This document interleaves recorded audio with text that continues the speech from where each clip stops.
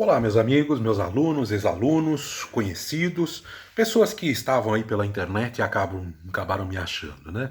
Eu sou Oswaldo Campos Júnior, biólogo formado pela USP, professor, consultor, palestrante, escritor, contador de causas. E hoje quero falar com vocês sobre TDAH, nas minhas reflexões no isolamento social. Então vamos lá, né? Hoje estava lendo um artigo sobre TDAH na revista científica Nature. E como docente fiquei intrigado. Será que muitos dos alunos que taxamos como incapazes ou poucos dotados podem ter algum grau de TDAH ou problema similar?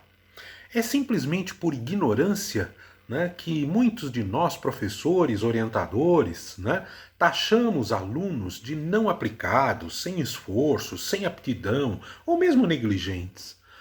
Aí, como sempre, resolvi juntar as informações, rascunhar um texto e refletir. Então vamos lá. TDAH é uma sigla que representa transtorno de déficit de atenção e hiperatividade. Novamente, TDAH é o transtorno de déficit de atenção e hiperatividade.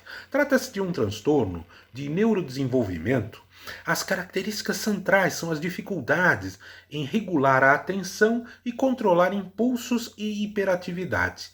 O TDAH é uma síndrome de base genética bastante relevante.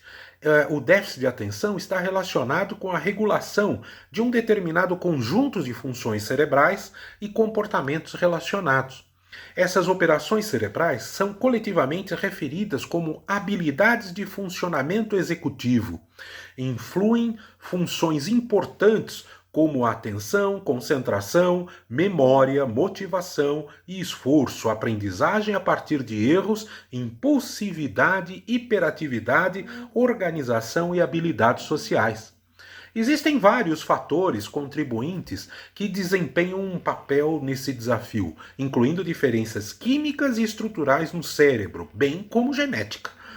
Pesquisas apontam que aproximadamente 5% dos adultos de TDAH, isso representa mais de 10 milhões de pessoas, se a gente pensar no Brasil, né, em torno de, né, ocorre em homens e mulheres, na maioria dos casos persiste ao longo da vida, não estando limitada a crianças, como muitos falam, por desatualização, né, a base de todo mundo, mesmo às vezes profissionais falam, isso é coisa de criança, mas uma vez que TDAH é uma condição neurocomportamental, não há cura e a maioria, infelizmente, não supera.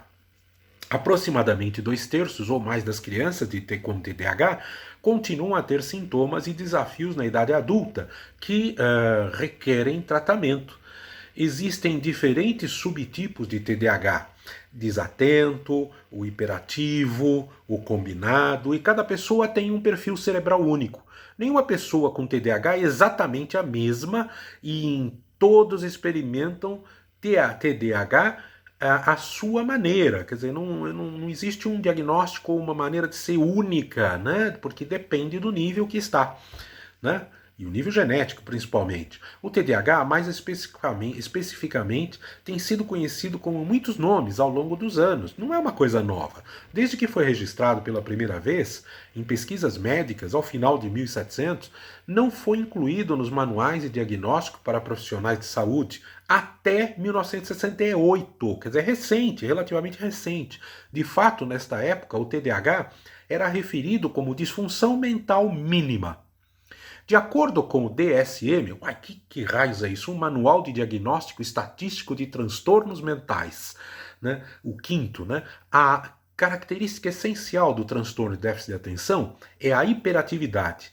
É um padrão persistente de desatenção ou de hiperatividade, impulsividade, que interfere no funcionamento ou no desenvolvimento do indivíduo.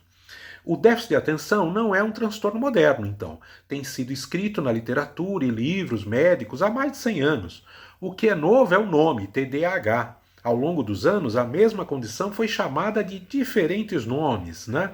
Em 1845, o Dr. Wolfman descreveu o TDAH. Em 1902, Sir George Steele escreveu a primeira descrição clínica sobre o grupo de crianças que mostrou impulsividade e problemas de comportamento. Ele chamou essa condição na época de defeito de controle moral. Na década de 1950, o TDAH era chamado de transtorno de impulso hipercinético, movimento, né? Indivíduos com TDAH podem exibir problemas cognitivos em testes de atenção, função executiva ou memória. Entretanto, esses testes podem não ser suficientemente específicos para servir como índice de diagnóstico.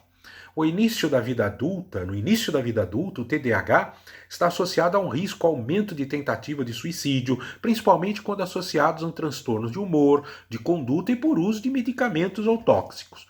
Embora não haja cura para o TDAH, o tratamento atualmente disponíveis podem ajudar a reduzir os sintomas e melhorar o funcionamento e a vida da pessoa, né?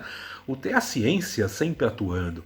O TDAH é comumente tratado como medicação, educação ou treinamento, terapia e uma combinação dos tratamentos. Para muitas pessoas, o medicamento para TDAH reduzem a hiperatividade e a impulsividade e melhoram sua capacidade de se concentrar, trabalhar e aprender. Então, ter uma vida normal. O uso de medicamentos pode ser uma ótima opção, mas o ideal é que esse tratamento seja combinado com acompanhamento psicológico. Pesquisas comprovam que a combinação de ambos é o que gera maior resultado. A psicoterapia garante um cuidado geral e contínuo para o paciente, mas precisa ser tratado por um profissional com um grande conhecimento das pesquisas atuais. Tem muita gente falando de TDAH em coisas de 5, 10, 20 anos atrás, pois os paradigmas mudam conforme o avanço das pesquisas da ciência. As causas dos transtornos são multifatoriais, mas a base é essencialmente genética. Os genes envolvidos no transporte e recepção de dopamina são os principais investigados, porém a lista de genes candidatos é enorme. Sabidamente, agrupamentos neuronais serotoninérgicos também estão envolvidos.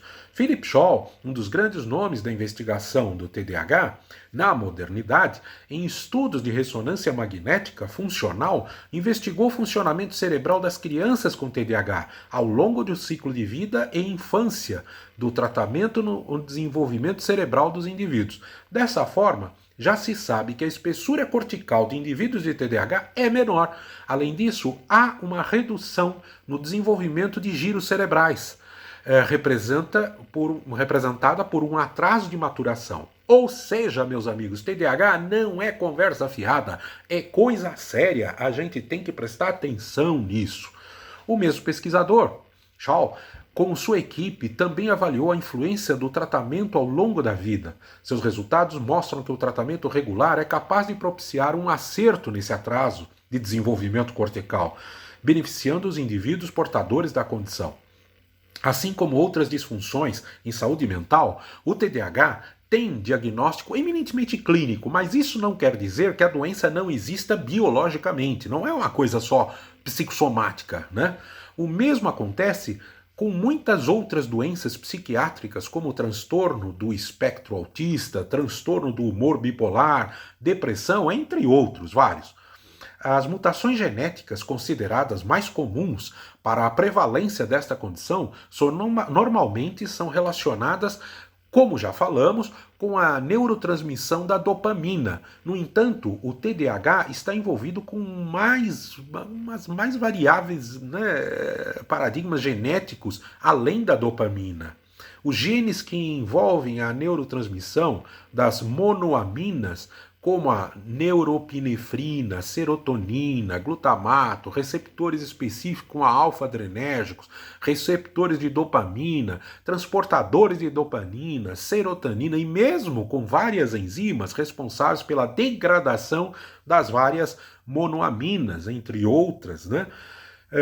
Uma mutação num destes genes pode aumentar a probabilidade dos indivíduos de ser afetados pelo TDAH, enquanto várias mutações levam ao risco acrescido. Tá vendo? Por causa disso, por isso a gente tem essa variação, né, do TDAH, pessoas que são menos, outras são mais afetadas, né?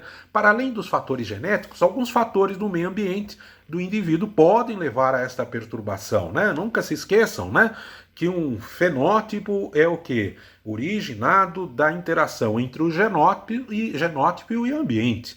Então, existe uma associação entre o uso, por exemplo, do álcool durante a gravidez, a exposição de certas substâncias tóxicas, como chumbo, a exposição do tabaco durante a gravidez, de forma direta e indireta, né, pode aumentar a probabilidade de um diagnóstico de TDAH. Existe associação entre o uso de paracetamol e o longo prazo durante a gravidez e a prevalência de TDAH, se bem que ainda não está totalmente, né, esclarecida essa questão. Alguns casos de traumatismo craniano podem levar ao aparecimento da patologia de TDAH. A alimentação pode também contribuir para o desenvolvimento do TDAH, embora a evidência atual seja considerada ainda escassa, né?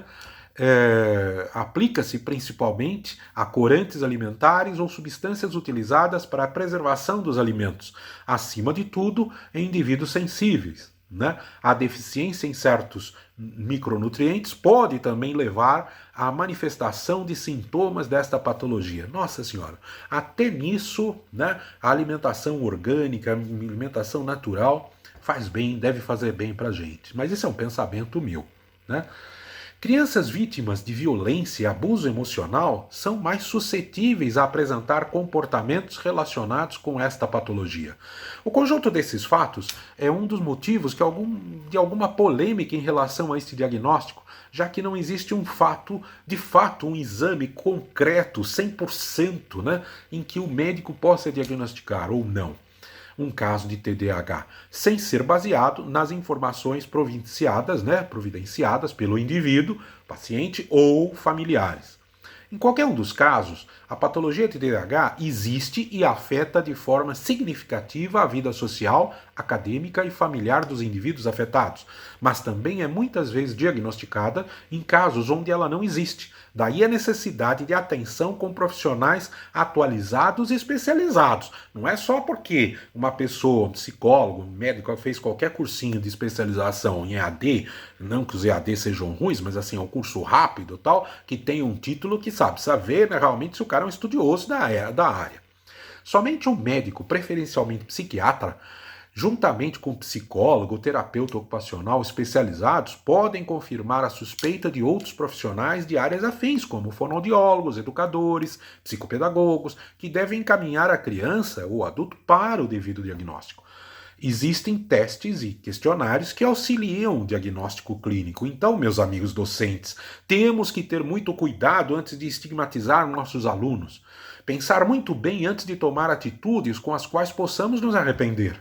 Eu mesmo, olhando para o meu passado, já me arrependi muitas vezes por atitudes tomadas em situações do magistério e familiar. Que Deus me perdoe pela minha ignorância.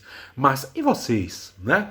Já pensaram sobre isso? Esta reflexão tem como base pensarmos em nossas ações e decisões como professores, orientadores e chefes de família, né? Seja você uma mulher, seja você um homem, um convite à reflexão. Tá? Então vamos pensar, gente, vamos chacoalhar o cérebro, vamos tentar pensar, vamos aproveitar esse isolamento social para pensar em coisas que muitas vezes nós não temos tempo, né, e não percebemos na correria do dia a dia. Então, um grande abraço e até a próxima reflexão. Beijos e sigam Campus Júnior 1, né, no YouTube.